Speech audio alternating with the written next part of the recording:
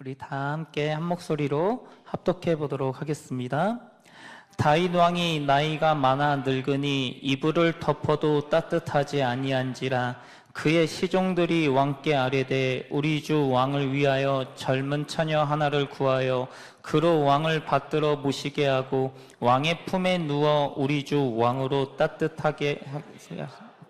이스라엘 사방 영토 내에 아리따운 처녀를 구하던 중 수넴 여자 아비삭을 얻어 왕께 데려왔으니 이 처녀는 심히 아름다워 그가 왕을 받들어 시중 들었으나 왕이 잠자리는 같이 하지 아니하였더라. 그때 학깃의 아들 아도니아가 스스로 높여서 이르기를 내가 왕이 되리라 하고 자기를 위하여 병거와 기병과 호위병 50명을 준비하니 그는 압살롬 다음에 태어난 자요 용모가 심히 준수한 자라. 그의 아버지가 내가 어찌하여 그리하였느냐고 하는 말로 한 번도 그를 섭섭하게 한 일이 없었더라. 아도니아가 수르야의 아들 요압과 제사장 아비아달과 모이하니 그들이 따르고 도우나 제사장 사독과 여호야다의 아들 브나야와 선지자 나단과 시므이와 레위와 다윗의 용사들은 아도니아와 같이 하지 아니하였더라. 아도니아가 에느로겔 근방 소엘렙 바위 곁에서 양과 소와 살찐 송아지를 잡고 왕자 곧 자기의 모든 동생과 왕의 신하된 유다 모든 사람을 다 청하였으나 선지자 나단과 브나야와 용사들과 자기 동생 솔로몬은 청하지 아니하였더라. 나단이 솔로몬의 어머니 밧세바에게 말하여 이르되 학깃의 아들 아도니아가 왕이 되었음을 듣지 못하였나이까? 우리 주 다윗은 알지 못하시나이다. 아멘. 오늘 함께 읽은 본문 말씀을 가지고 권위를 회복하라 라는 제목으로 함께 은혜를 나누기 원합니다. 오늘 본문 말씀은 사실 열왕기상 1장의 내용의 전반적인 내용을 좀 오늘은 다루려고 합니다. 그리고 오늘 본문 말씀을 준비하면서 예전에 있었던 일들이 생각이 났습니다. 2020년 8월 16일에 백혈병으로 제가 병원의 응급실에 실려갔었고 거기서는 이제 3일 안에 이 환자는 참 생명이 위태할 수도 있다라는 그 말을 들었고 또 주능교회 성도님들과 또 많은 예배자분들의 중보와 또 사랑과 또 전적인 하나님의 은혜로 지금 이 시간 이렇게 회복을 할 수 있었습니다. 그런데 그때 있었던 일들 중 하나가 제가 첫 번째 굴수이식을 하고 실패를 해서 다시 이제 굴수이식을 위해서 입원을 했었는데요. 일단 굴수이식을 처음 했을 때 항암을 하다 보니까 머리털이 일단 다 빠졌습니다.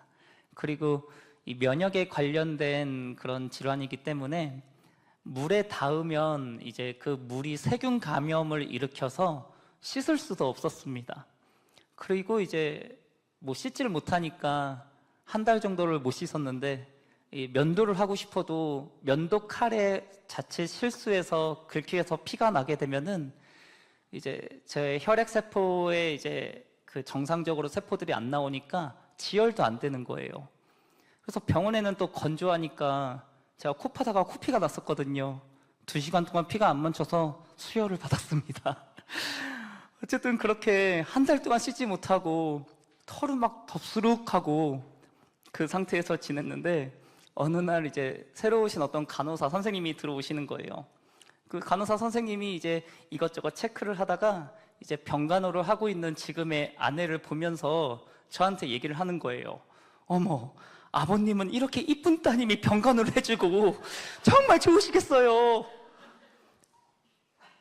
처음에는 그게 웃겨가지고 정말 너무 좋습니다 라고 하면서 웃어 넘겼는데 이 며칠이 지나고 나서 이제 또 그 간호사님이 또 들어오신 거예요. 그런데 이제 그 간호사님이 이제 또 이제 체크를 하거든요. 코로나 시절이었으니까요. 그런데 이제 그 제 아내 간병하고 있는 그 간병인을 보면서 환자와 관계가 어떻게 되세요? 라고 물어보는 거예요. 그때 그 간호사님인데 그래서 제가 또 장난으로 얘기했습니다. 제 큰딸입니다. 이러니까 그 선생님이 어머 따님이 너무 착하시다 막 이러면서 또 너무 자연스럽게 한치의 의심도 안 하고 정말 여기는 참 딸이 아버지를 간호하는구나 라는 그랬던 일이 있었습니다. 그리고 또 그런 일도 있었습니다. 제가 백혈병에 걸려서 병원에 입원하고 있었을 때 코로나로 인해서 비대면으로 수업을 진행했었거든요.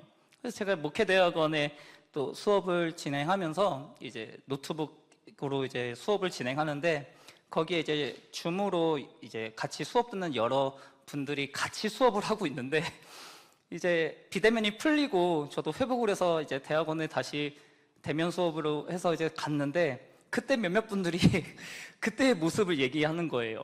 처음에는 머리카락 빠져있고 병원에 있는 60대 할아버지가 병원복을 입고 수업을 듣는 걸 보니까 너무 짠하더라. 그래서 더 열심히 기도를 했었다라는 얘기를 들은 적도 있었습니다. 그래서 그런지 몰라도 저한테는 나이가 들어 보인다라는 의미는 참 내가 연약했을 때, 힘이 없었을 때 그랬던 모습이었는데, 나이 들어 보인다, 나이가 든다라는 것은 연약하고 힘이 없고 쇠약한 그런 상태를 뜻하는 건 아닐까, 그런 상태가 되는 건 아닐까, 뭐 이런 생각이 들기도 합니다.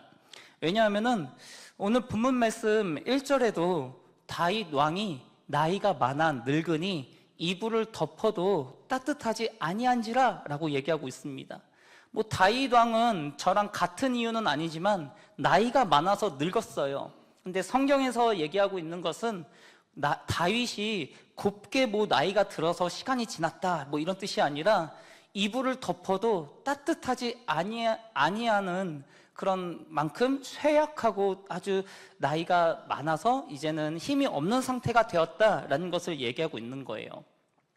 그 다윗의 전성기를 생각해 보면은 물맷돌로 막 골리앗도 쓰러뜨리고 수많은 전쟁에서 승리를 했던 그 다윗 왕인데, 이제는 이불을 덮어도 춥고 막 기운이 쇠하고 그런 연약해진 그런 상태였다라는 거예요.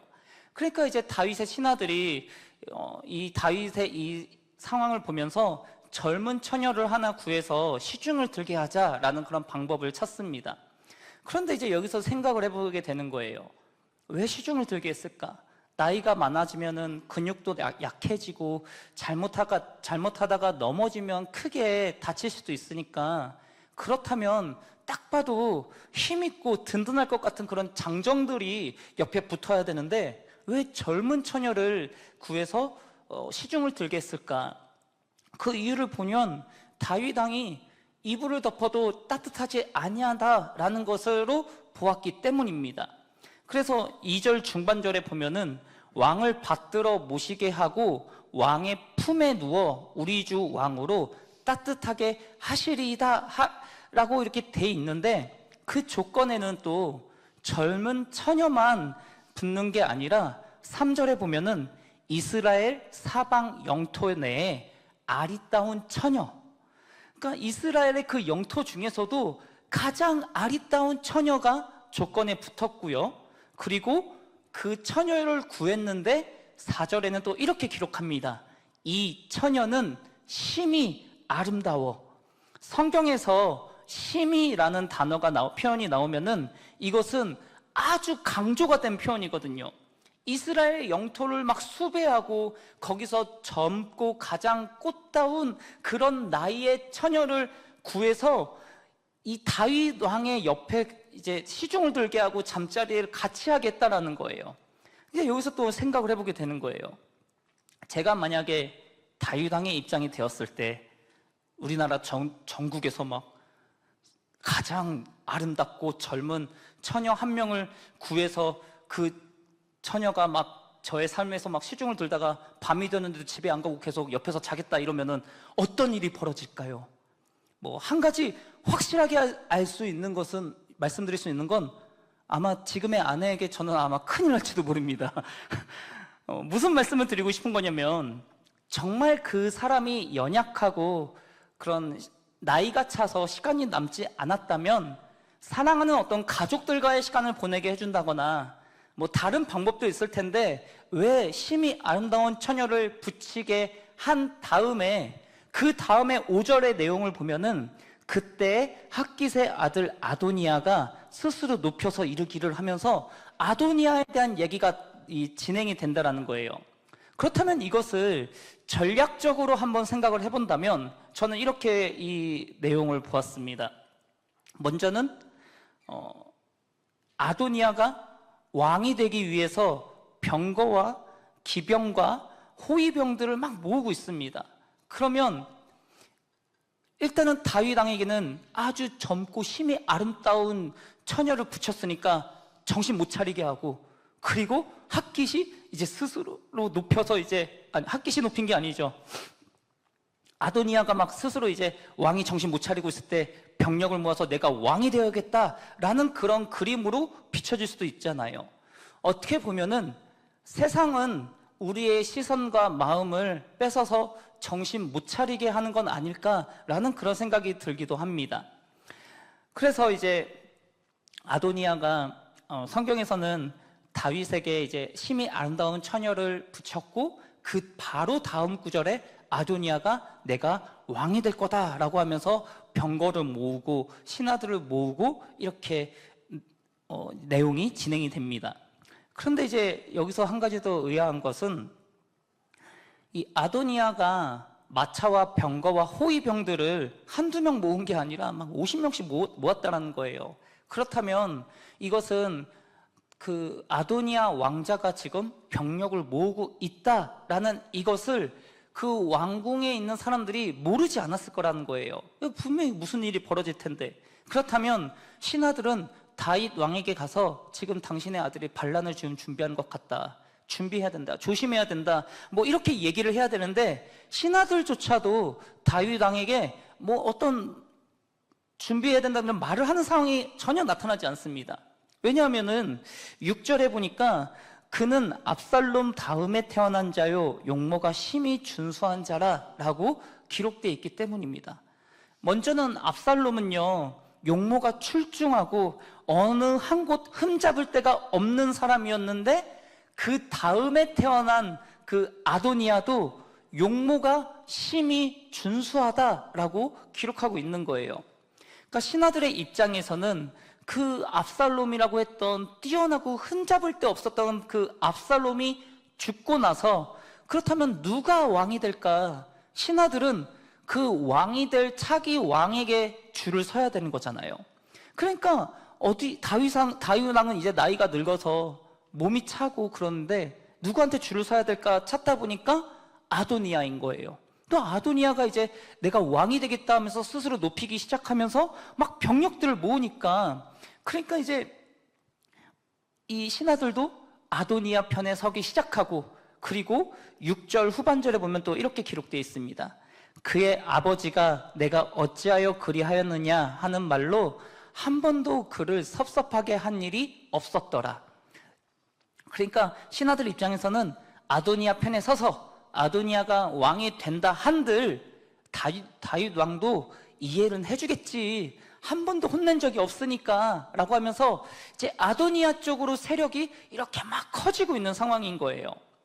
그리고 나서 또 7절의 내용을 보면 아도니아가 스루야의 아들 요압과 제사장 아비아달과 모이하니 그들이 따르고 도우나, 여기서 얘기하는 스루야의 아들 요압은요 다윗의 도망자 시절부터 함께했던 용사였거든요. 뭐 오늘날로 치면은 별 4개짜리 장군과 같은 그런 입장입니다. 그런데 그 요압이 다윗 왕 편에 서지 않고 아도니아 편에 섰고, 그리고 제사장 아비아달 같은 경우는 다윗 왕이 왕으로 즉위할 때 제사장으로 그날에 임명을 받았던 이스라엘의 왕궁에 있어서 정통성을 인정받는 그런 제사장입니다. 그러니까 아도니아 입장에서는 군사력도 갖추었고 전통성도 갖추었으니까 또 실세가 이제 딱 갖춰지니까 사람들이 다 몰리는 거예요. 그리고 나서 이제 직접 왕의 즉위를 의미하는 잔치를 열기 위해서 사람들을 다 초청하고 이제 잔치를 열려고 합니다. 그러니까 이제 왕궁에서 일어나는 이러한 상황들을 보니까 이제 큰일이 난 거예요. 이 선지자 나단이 솔로몬의 어머니 밧세바 왕비를 만나서 얘기하는 장면이 11절에 나오는데, 나단이 솔로몬의 어머니 밧세바에게 말하여 이르되 핫깃의 아들 아도니아가 왕이 되었음을 듣지 못하였나이까 우리 주 다윗은 알지 못하시나이다. 나단 선지자가 보니까 이미 이 상황을 보니까 아도니아가 이미 왕이 된 것 같은 거예요.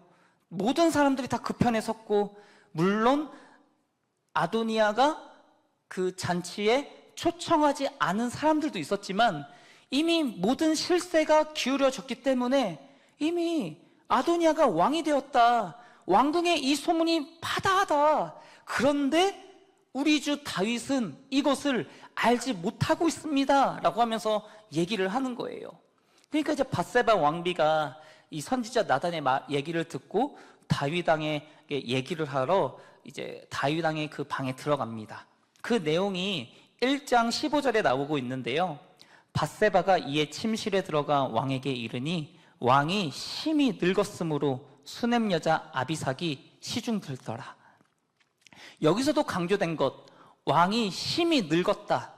여전히 다윗은 나이가 차서 기력이 없습니다. 심지어 밖에서 무슨 일이 나타나는지 알지도 못하는 상황 가운데 있습니다. 그렇다면 우리가 여기까지만 봤을 때, 야, 다윗도 이제 끝났네, 다윗 왕의 시대는 이제 끝났네, 이제 아도니아가 새롭게 왕이 되어서 그 실세를 가지고 휘두르겠네 라고 얘기할 수도 있을지 모르겠지만, 그럼에도 불구하고 다윗은 여전히 힘이 있다라고 얘기할 수 있는 구절이 등장을 합니다.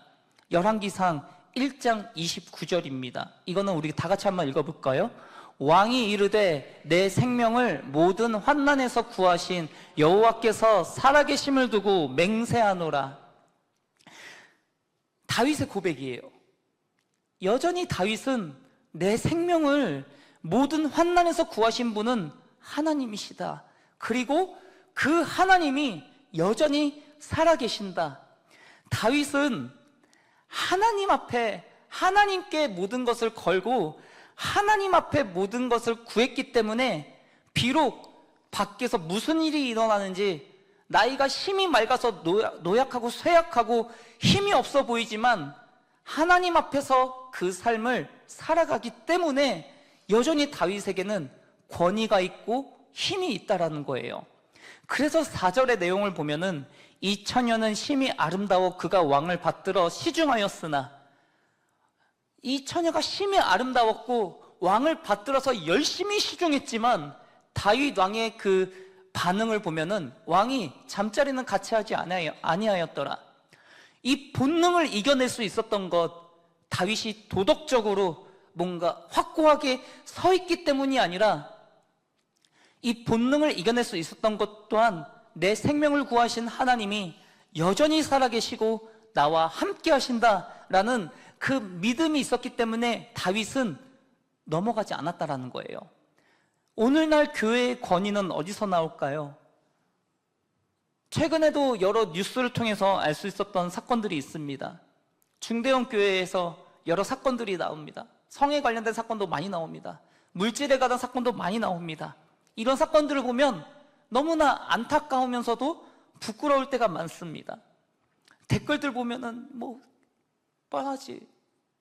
뻔하지라는 그런 댓글들이 오히려 더 줄을 이루고, 그 예전에는요, 예전이라고 하면 안 되지만 한 10년 전, 15년 전에도 이러한 비슷한 사건들이 있었을 때 그때는 그래도 회개합니다, 미안합니다 등의 그런 반응들이 있었단 말이에요.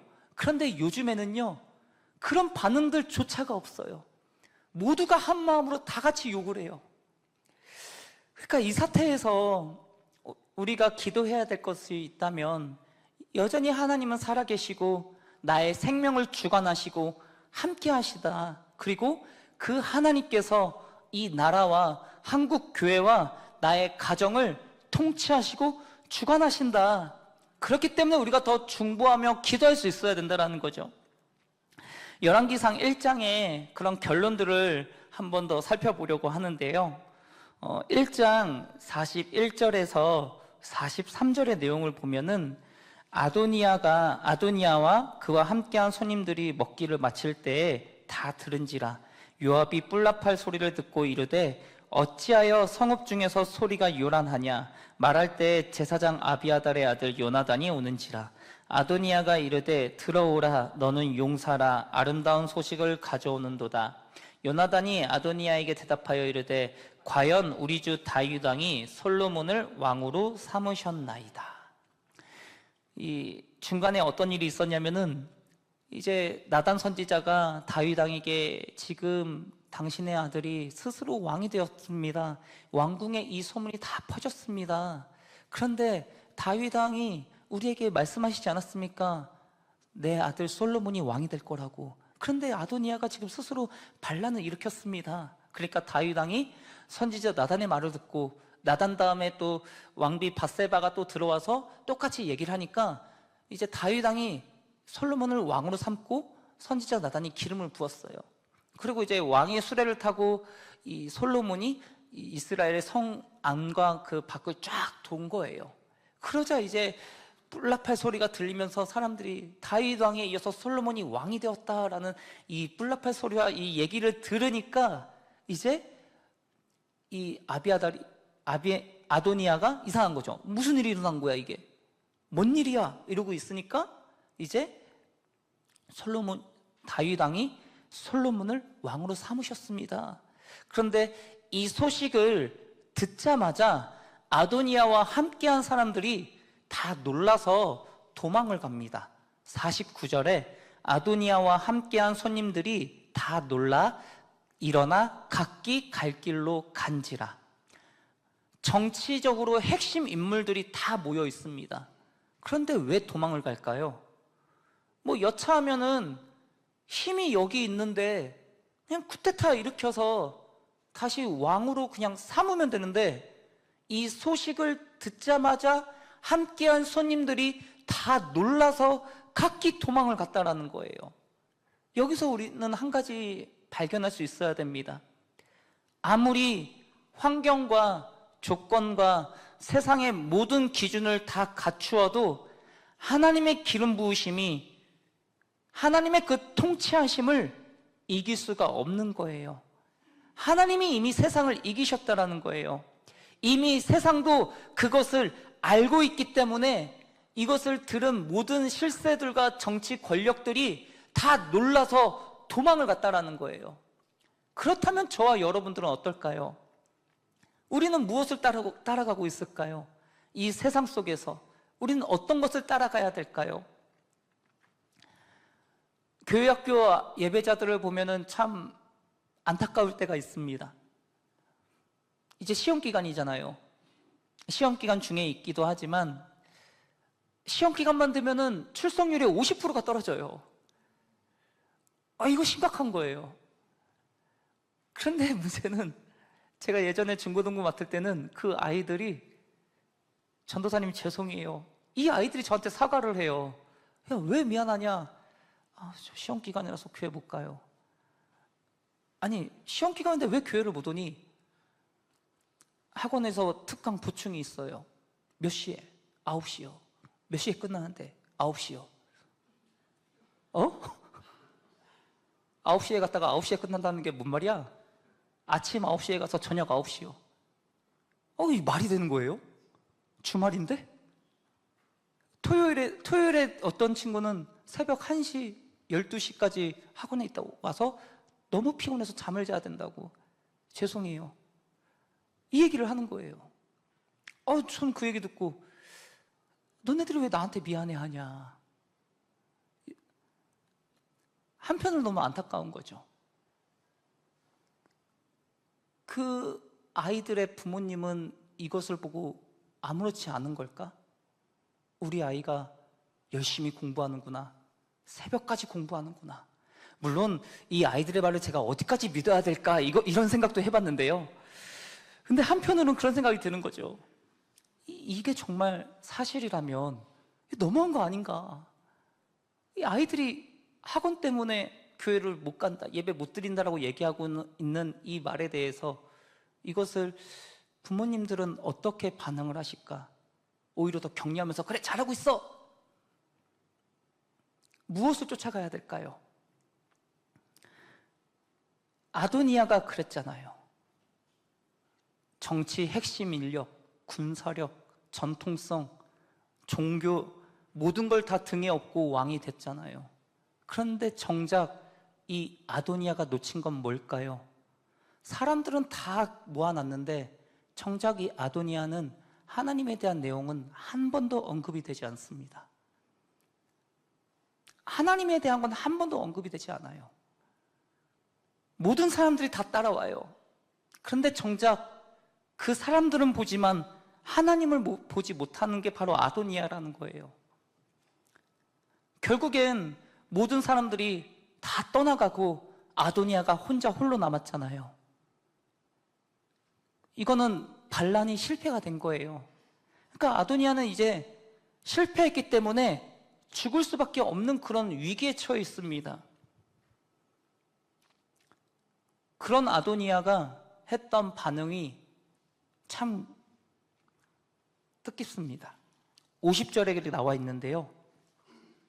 50절 우리 한번 같이 읽어볼까요?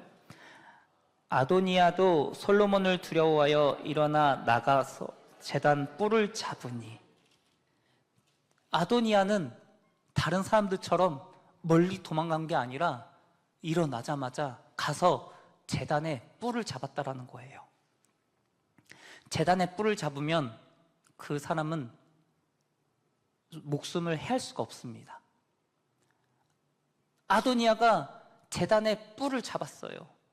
그러자 솔로몬도 그 아도니아의 생명을 해하지 않고 놓아줍니다. 저는 여기에 우리의 권위가 회복된다라고 저는 믿고 있습니다. 세상을 따라가고, 물론 이 세상 속에서 우리가 중요하게 여기는 것, 노력해야 될 것, 준비해야 될 것 너무나 많이 있지만 그것에 치우쳐서 하나님을 놓치게 된다면 결국의 결론은 실패거든요. 아도니아가 실패했잖아요. 그런데 다시 제단의 뿔을 잡았을 때 그 생명이 보존되었다면 오늘을 살아가는 저와 여러분들이, 혹은 정말 자기의 미래와 학업을 위해서 준비하는 다음 세대 예배자들이 이렇게 저렇게 열심히 준비하다가 하나님을 놓치게 되면 실패하게 될 텐데, 그들이 마지막에 십자가를 다시 잡을 수 있다면 그들이 회복되지 않을까? 모두가 끝났다, 너는 이미 끝났다, 실패했다 라고 얘기하는 그 상황 속에서 하나님 여전히 살아계신다, 나의 모든 생명에서 나의 모든 환난에서 나의 생명을 구하신 그 하나님은 여전히 살아계신다라고 고백하면서 그 십자가를 잡을 수 있다면 권위가 다시 살아나지 않겠냐라는 거예요. 사랑하는 예배자 여러분, 십자가를 붙잡으십시오. 저와 여러분들의 삶 속에서 성공의 길이 보이고 날 도와줄 수 있을 것 같은 그런 사람들이 보이고 여러 유리한 조건들을 다 볼 수도 있지만 그 조건들을 보며 선택하려고 할 때 이것 한 가지를 더 우선순위로 삼으십시오. 하나님을 놓치고 있진 않았을까? 십자가를 내가 놓치고 있진 않았을까? 그리고 그 십자가 때문에, 하나님을 놓친 것 때문에 내 권위가, 나는 이만큼 잘 되고 있다고 생각하고 이만큼 내가 높아졌다고 생각했지만 결국엔 다 무너지는 것뿐인데 그거 놓친 건 아니었을까? 우리가 다시 살펴보았으면 좋겠습니다. 오늘 말씀의 제목은 권위를 회복하라였습니다. 교회의 권위는 크기에 있지 않고 예배에 있습니다.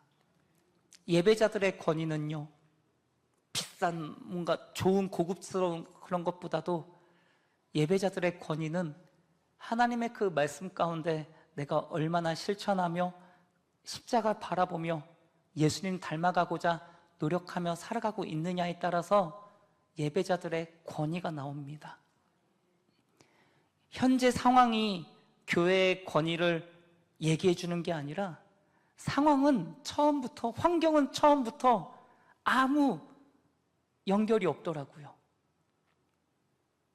교회와 예배자들의 권위가 환경과 외부적인 요인이 아니라 하나님의 말씀 앞에서 순수한 그 믿음 가지고 실천하며 사랑하며 하나님 바라보며 나아갈 때 회복이 저와 여러분들의 삶 속에 이 땅 가운데 이뤄질 것입니다.